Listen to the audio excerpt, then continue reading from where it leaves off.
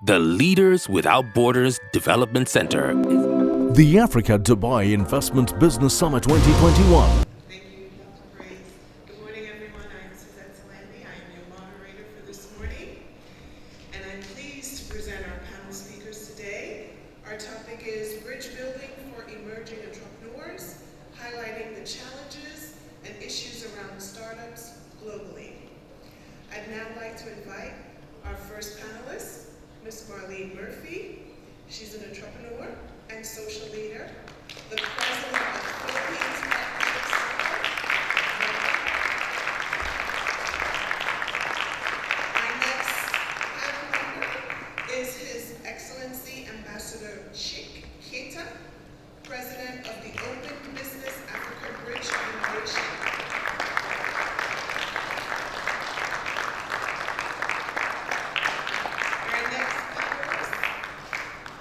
Next panel member, just want to make sure everyone hears me.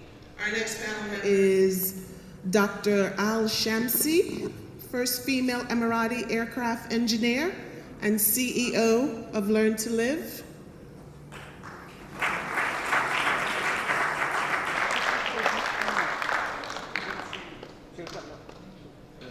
We'd also like to welcome our next panel speaker is Ms. Sandy Saxena. She's the head of Family Matters Division, the Division of Echelon Advisors and Management Consultants.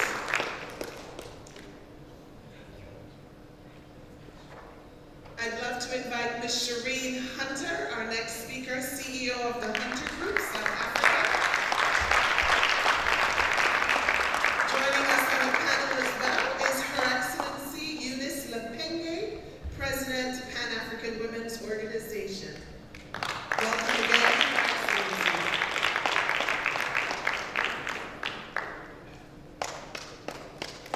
We'll give her a minute to get started and seated. For our other panel members will join us momentarily. And so as we talk about challenges and issues around startups globally, our first question sort of goes around statistics. According to a report on startups by Forbes, there's a 90% failure rate for startups, with 10% failing in the first year, 30% in the second year, and 50% fail within 5 years, and that's according to the Small Business Association. Considering these numbers, what are some of the key factors anyone is using to intend to have a startup must consider to ensure sustainability of the business? So I'm going to start with you, Shireen, with that question. Thank you, Suzette, and good morning to everybody. All protocol observed.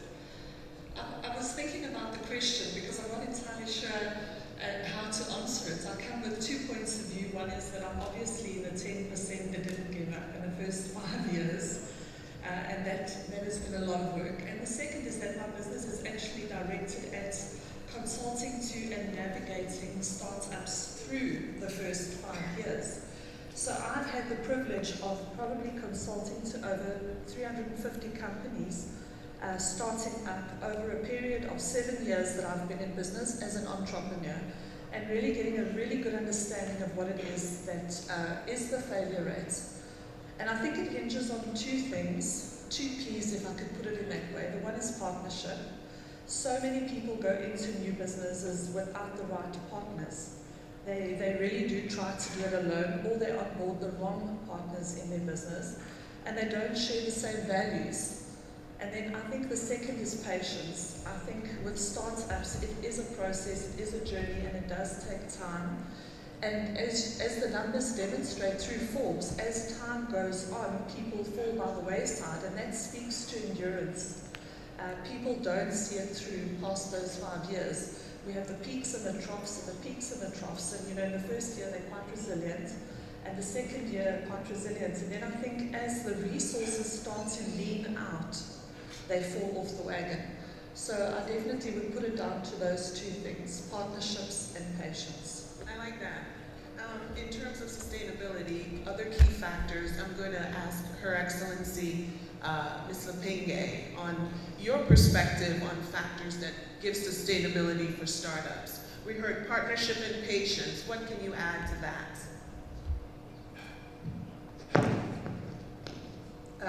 Thank you so much. Pension and partnership happens to somebody who understands what they are doing, who have views and the know-how to actually extend even a hand into partnership.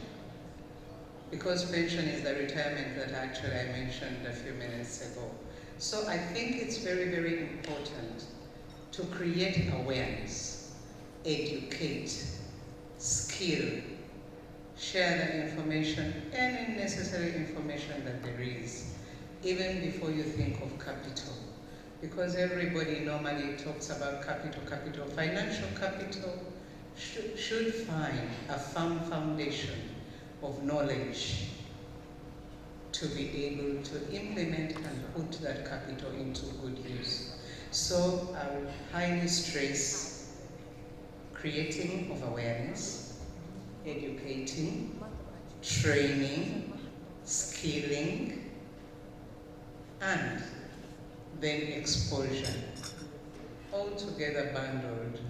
You can talk about a little experience that should be, start you off. I thank you. Yes, thank you. I think I'm going to add a bit of a twist to the question from a women's perspective as a woman business owner in sustainability for Marlene and Miss Exina, because, as women-owned businesses now, there's a little bit more factors to consider with sustainability. Love to get your perspective on that, and I'll start with you, Miss Exina. Thank you for that.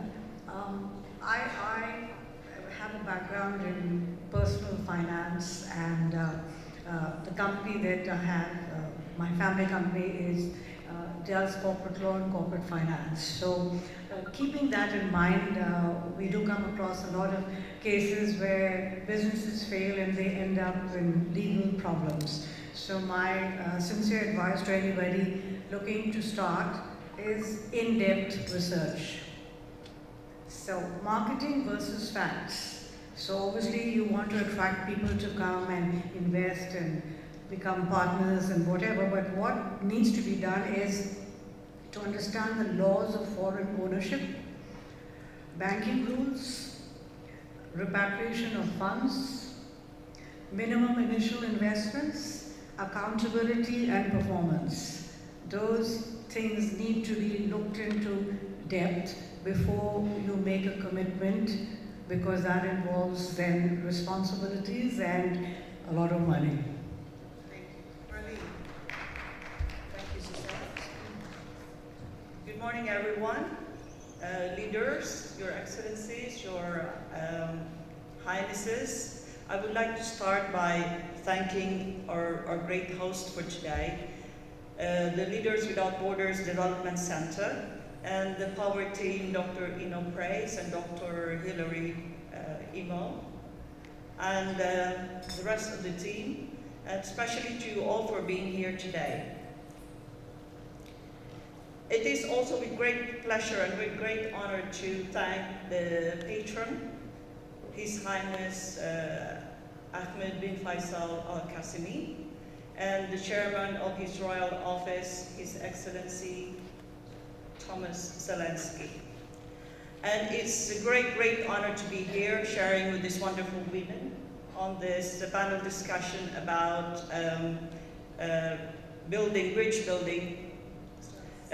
building for entrepreneurs, for emerging entrepreneurs, with highlight on the issues and challenges facing the startups globally. Let me start by giving you a little bit of statistics about SMEs in Dubai. SMEs make up 47% of the average GDP of $421 billion, and that's more than a half of the workforce of 7.4 million and the population of 9.8 million of the United Arab Emirates. And they continue to grow, they continue to steadily create jobs and contribute to the economy and add value to the entrepreneurship industry. Okay, so with your question, Suzette, about sustainability, I would say that it starts from the onset. When you decided to become an entrepreneur, because we said, okay, fine. One of the main questions, or one of the main reasons why we go into entrepreneurship way is that we want freedom. Freedom from having a boss to become an independent, freedom from establishing your own products and your own business your own way, and implementing your great ideas about you think what it will work. But most of all, it is very important that we have a proper strategy, a business plan in place. And to me, bridge building and entrepreneurship starts from at least 4 bridges that we must cross in order to achieve the particular vision that we are looking for.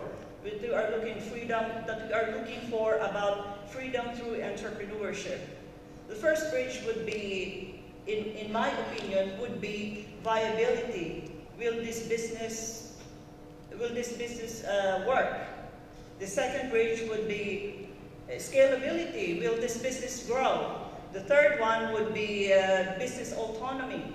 Will this business grow without me? Would it be able to run without me? The fourth one is from being organizations to being organism. Would this business, from being an organization, would it create these branches, the mini organisms, and will it actually thrive without me? Then when we say freedom through entrepreneurship, freedom really only comes from, complete freedom comes from owning a business without having you to be there. They don't actually need you. And that's what we call freedom, because we don't have the stress, the headache of managing it. That's where we say we have the financial security, because we have an existing business. We have a business that's running that doesn't really need our full-time support. And therefore, it is very essential that we choose the right team to run with us in this business. Thank you for that. And those are some really good factors, and I think it's really hard to prioritize them because they're all very important and critical to the sustainability of the business. But I love when you talk about that viability and being able, to have that opportunity to not always be so hands-on, that there's an opportunity to have a balance. And I think that's especially important for business I would also owners. add 2 very important ones is the market attractiveness. Market attractiveness and the partnership decision making. It is very important to have the right partners as well. That's in the same page with you, you're sharing the same vision, and you're talking the same language, meaning that you are together, you want to work together and actually make the business work. And as regards market attractiveness, we have to know we need to measure the value of the potential market, and we want to invest in, or we want to indulge with our business. Yeah, Thank you. excellent. Yes. Sorry. Is it okay? Yes, go ahead. Okay. I just wanted to add something to what Marlene was saying, and again I'm talking about the person who's coming into a foreign country, right? And the most important thing as far as sustainability is concerned is not so much about the business, it's also how do you sustain yourself in a foreign country. So before you make that move, you need to look at what are you going to be your personal expenses. Everybody seems to forget those things because they focus on the business idea. So personal expenses is housing, very common. Food, commuting, communicating, and health insurance. Unless you have these things in place in a foreign country, you're going to be in a lot of trouble. So that's the basic that you should look at, which involves obviously money. So again, we come to the part about how much money should we allocate for all of these things. Yes. And those are great points as well. I can definitely tell you're a finance person, the way you're breaking it down for us, right? She's definitely in her space. All right, similar to the theme of what you talked about, being in a foreign country as a startup, I want to talk a little bit about programs and schemes that are offered to support startups. And the question is, should such institutional support, especially by government agencies, be extended to foreign nationals? And do you think it would help the country in terms of economic growth? And I'm going to start with Her Excellency in terms of the question. Do you feel that government agencies extending that to foreign nationals from the startup perspective could help the country in terms of economic growth? Thank you very much, Susie. Like I mentioned earlier, to me, government is us.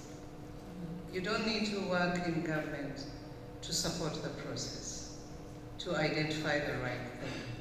So, first and foremost, decency, dignity, truthfulness in all the players, because that way you are securing yourself. There's no better security than dignity. Are you accountable? Are you transparent? Can we count on you? Are you trusted? And that way, when you do, you don't even need government. The institutions are in place. Our own communities are in place. The local leadership can vie for you. That yes, if Susie gets this loan, she'll be able to pay. If Susie gets this job, she'll be able to do it well. So to me, I think that even before institutions do anything, it should be you, it should be me. How well have you prepared yourself? How dependable are you? How accountable are you? And then any institution, any network. I mean, the world has become a small global village that you, Susie, from the diaspora will pick up Grace from Zimbabwe, from somewhere, and make things work. So government, yes. Some governments are doing it. Some governments are putting in place policies and measures that help the community. But for those others that are lagging behind, that's where our hand holding in unity to move together counts. Yes, to answer your question, government will play its part, but the main part will be played by you and I and the community. I think once we as the community give ourselves that responsibility, we shall prepare the ground better for government to take over and maybe the diaspora to take over. Thank you so much. Shireen, can you see the economic growth if we were to take that perspective with the government? Yes, I think you asked quite a good question. Is in terms of government's role with foreigners coming into a country to develop a business model. So I would agree. Yes, I think government certainly has a role to play in terms of not creating barriers to entry, because talent is not packaged in a certain way in a certain nationality. The talent is worldwide. And it's a wonderful demonstration that actually in Dubai, because my experience through Dubai, this whole trip has been around seeing how foreigners have actually played their part in the growth of this economy and how they have been welcomed by the leadership in the UAE, which is wonderful. I would also like to say that I think that the support that government gives can be debated, what kind of support. So that is a very open-ended question, and I also think it should be conditional. I think government should offer support in terms of foreigners investing who've made a success in their own backyard.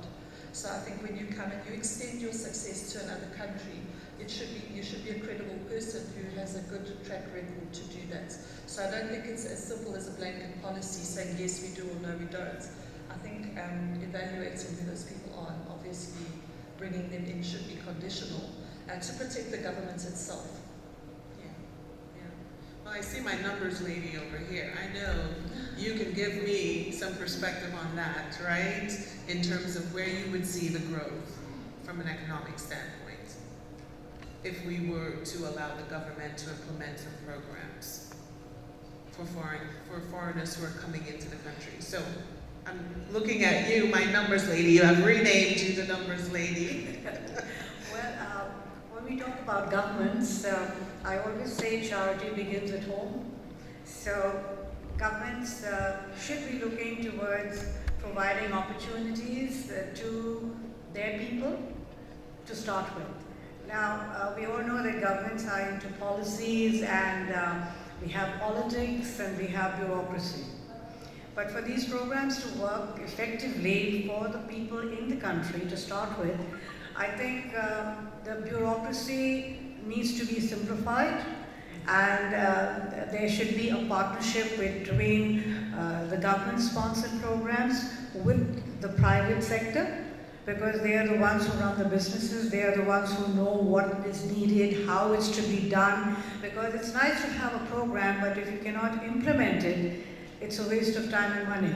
So I think that's very important to see. And when it comes to having foreign participation in terms of students coming in to learn, I think the UAE is a good example, because number one, they've taken care of their citizens to start with. And now they are in a position to offer that kind of assistance to people who live in the country, because they're very clear they would like to see the growth of the country. And I think if we keep that in mind, it's a wonderful premise to start any program. Thank you so much. Marlene? Yes, Suzanne, thank you. Definitely, it would definitely add value to the economy, yeah? Because especially UAE, where they're very, very open to everyone coming into this country. I would say really it's not just about being a foreign prospective entrepreneurs, whether it be local or foreign. UAE promotes entrepreneurship through welcoming new talents, great talents in terms of their creativity and innovation. If you come up with a business that's so innovative and that's so really out of this world, that we think that's something new, going, looking to the future, that it will contribute to the growth and success not only by the country, but by the systems that we have in the world, then it's definitely very much welcome. And you spoke about programs. Yes, we do have programs here. We have business incubators. In every Emirates, they promote entrepreneurship through within their Emirates. But this, as I mentioned earlier, this is about when you come up with some really compelling projects, business projects, they will come, all you need to do is just to present it. And then even at the expo, they have allocated certain places or areas there for entrepreneurs. There's like entrepreneurs networking hub, and there's a lot of activities about entrepreneurship. And in the expo, if I'm not mistaken, in the expo budget alone, they have allocated $25 million for the new entrepreneurship. This is really encouraging the new generations, whether it be locally based in the UAE or whether it be locally based from around the world.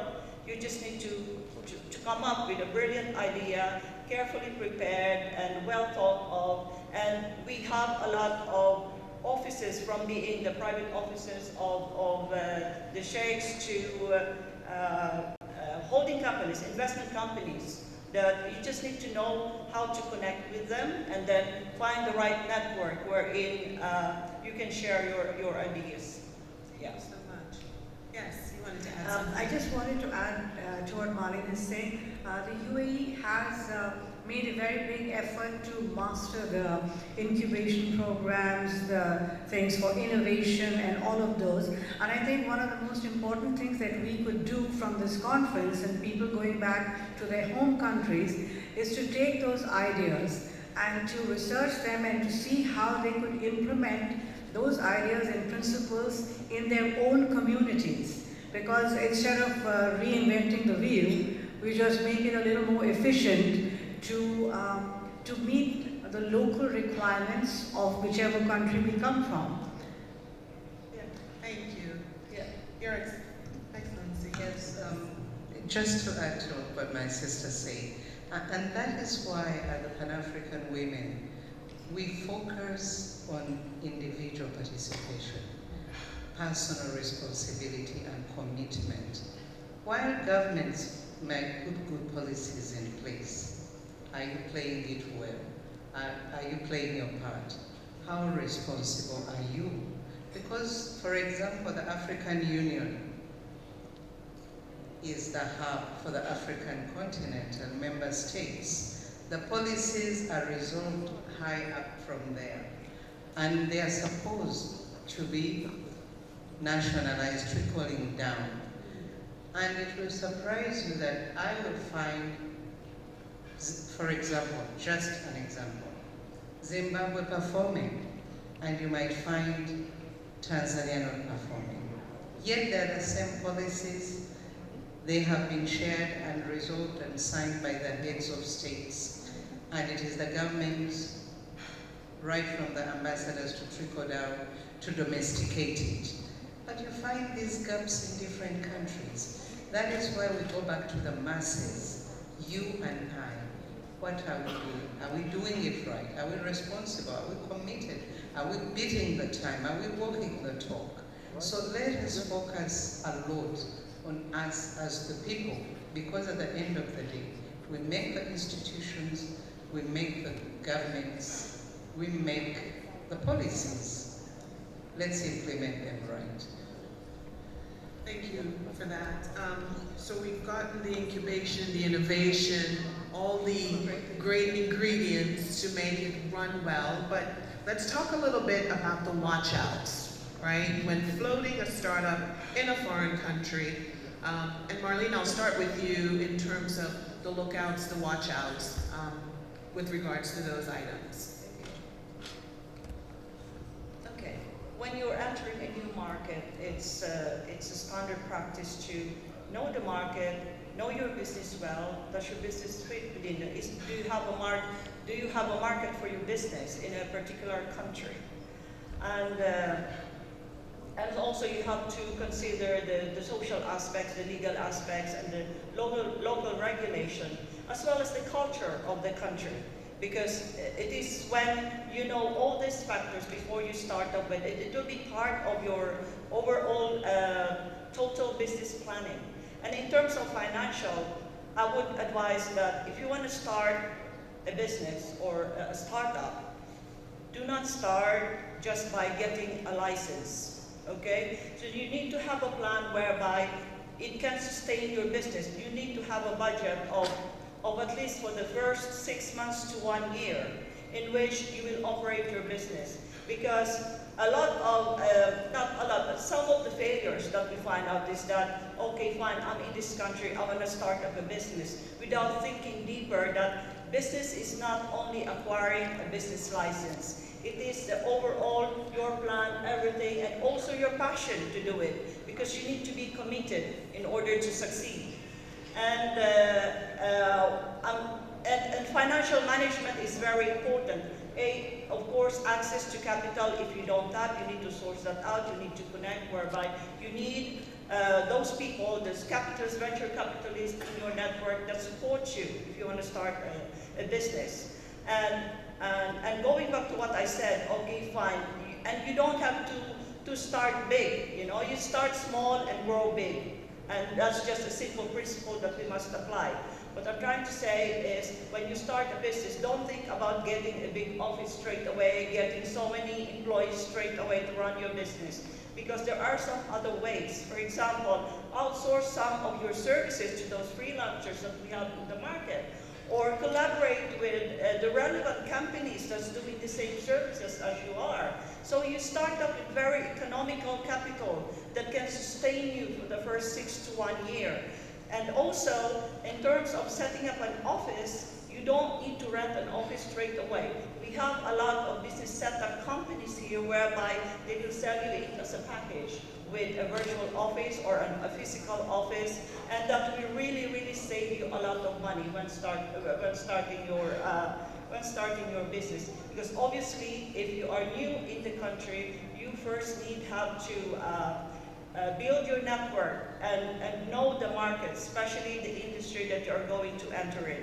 And also with your financial management, I would advise that in your overall operational capital, you need to budget for a 20% provision in case, as a contingency plan, in case something don't work out well as you plan. So you would have that extra funding within your operational capital to draw the money from, to resolve any issues that you may have. And please, most of all, if you want to start a business, you need to have the passion for it. Why? Because it's normal that you will stumble on your first 6 to 1 year. I'm talking that in my personal experience. But the thing is, if you are passionate about your business and you know your business well and you really love to do it, if things doesn't work as you expect, do not give up. You know, just change the way you're doing things. Just change your approaches, but do not give up, because that's where good success comes after. Thanks. Thank you, Marlene. So we heard capital, regulations, culture, right? Some of the lookouts. I want to ask Shireen, was there anything that was missed from your perspective as far as those lookouts for floating, small businesses in a foreign country? Thanks, Suzette. Yes, I'm going to give you the answer that is not in the textbook and very controversial. And we love those answers. I would say, and I don't know how many people are startups in the room, but I would say if you want to watch out for anything, when you're wanting to expand into another country, watch out for ego. Watch out for ego. Because actually, you can do it very successfully if you partner with the right people in a country that you want to grow into. A lot of the things that you think you need actually fall by the wayside if you build sound and solid relationships with credible people in the foreign country that you actually want to work in. Because they have the experience, they have the knowledge, they have the resources, and they can actually plug you into a system very well. And I speak from personal experience, having expanded my own business into the UAE from South Africa, the furthest point on the African continent, and have been able to do that seamlessly because of the right partnerships and working with good people with the right values who share a common purpose. So I think one of the most important things is when you want to expand into a foreign country is partner with the right people. Put your ego at the door.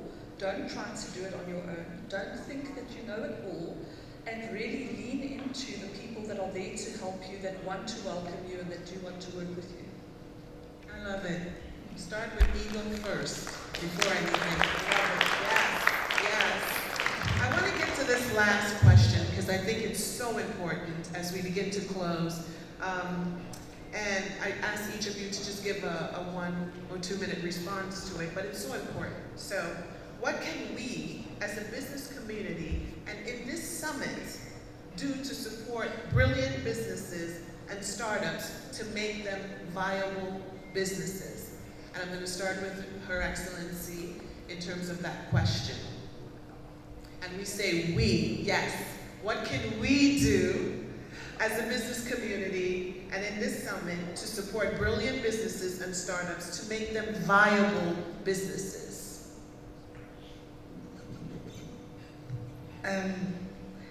First and foremost, as this summit, I think we are all cross-cutting, equipped with different values. Share your best, truthfully, genuinely and honestly.